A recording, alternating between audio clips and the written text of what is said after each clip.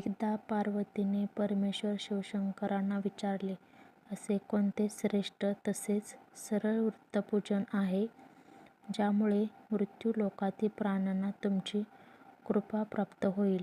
उत्तरादाखल शंकराने पार्वतीला शिवरात्रीच्या वृत्ताची कथा सांगितली.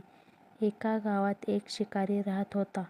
मुक्या जनावरांची हत्या करून तो आपल्या कुटुंबाचे पालनपोषण करीत असे. तो सावकाराचा कर्जदार होता. त्याने त्याचे कर्ज वेळेवर चुकवले नव्हते. त्यामुळे संतापून सावकाराने शिकारीला शिवमठात कैदी बनवले. योगायोगाने त्याच दिवशी शिवरात्र होती. शिकारी ध्यानमग्न होऊन शिवासंबंधित धार्मिक गोष्टी ऐकत राहिला. चतुर्दशीला त्याने शिवरात्रीची कथाही ऐकली.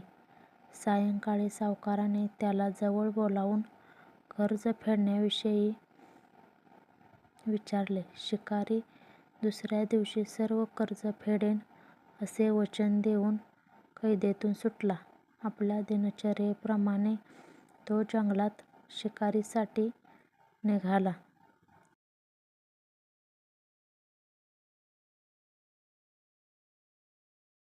पण दिवसभर कैदेत राहिल्यामुळे तो तहान-भुकेने व्याकुळ झाला होता.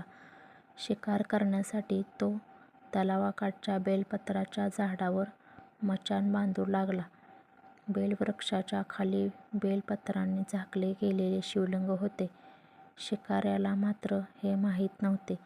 मचाण बनविताना त्याने ज्या फांद्या तोडल्या त्या योगायोगाने शिवलिंगावर पडल्या.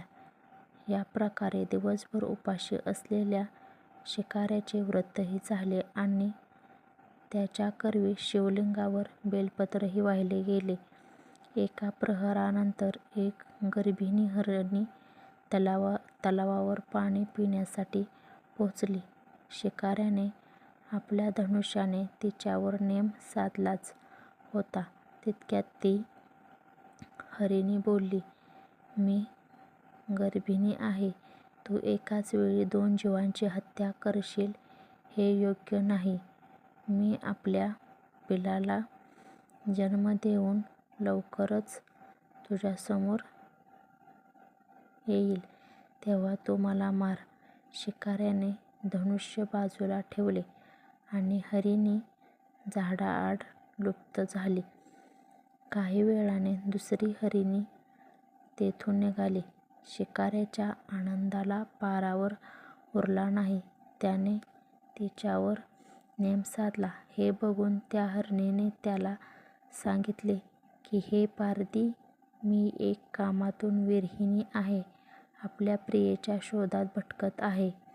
मी माझ्या पतीला भेटून लवकरच तुझ्याजवळ येईल. शिकारीने तिलाही जाऊ दिले.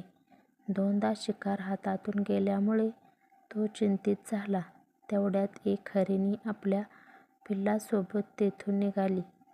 शिकाऱ्याला जणू सुवर्णसंधीच मिळाली. त्याने धनुष्याला बाण लावला आणि बाण सोडणार तेवढ्यात ती हरिणी बोलली, हे पारधी, मी माझ्या पिलाला त्याच्या वडिलांकडे सोडून लगेच येते. यावेळी तू मला मारू नकोस. शिकारी हसला आणि म्हणाला, समोर आलेली शिकार सोडून द्यायला मी काही मूर्ख नाही. याआधी मी 2दा शिकार गमावली आहे. माझी मुले तहान-भुकेने व्याकुळ झाले असतील. उत्तरादाखल हरिणी म्हणाली, जशी तुला आपल्या मुलांची काळजी वाटते आहे तशीच मलाही वाटत आहे. त्यामुळे मी फक्त काही काळ तुझ्याकडून जीवनदान मागत आहे. माझ्यावर विश्वास ठेव. मी लगेच परत येईन. हरिणीचा तो व्याकुळ स्वर ऐकून शिकाऱ्याला तिची दया आली. त्याने तिलाही जाऊ दिले. शिकार न मिळाल्यामुळे तो बेलाच्या झाडावर बसून बेलपत्र तोडत खाली फेकत होता. काही वेळाने एक धष्टपुष्ट मृग त्या रस्त्यावरून जात होता. आता या मृगाची नक्कीच शिकार करावी असा विचार केला. पण त्याच्यावर नेम धरला असता. मृग दीनवाण्या स्वरात म्हणाला, हे पारधी, जर तू माझ्या आधी 3 हरिणींना मारले असेल तर मला मारण्यातही वेळ करू नकोस. म्हणजे त्यांच्या वियोगात मला एकही क्षणाचे दुःख सहन करावे लागणार नाही. मी त्यांचा पती आहे आणि जर तू त्यांना जीवनदान दिले असशील तर मला काही क्षणांसाठी जीवनदान देण्याची कृपा कर. मी त्यांना भेटून तुझ्यासमोर हजर होईल.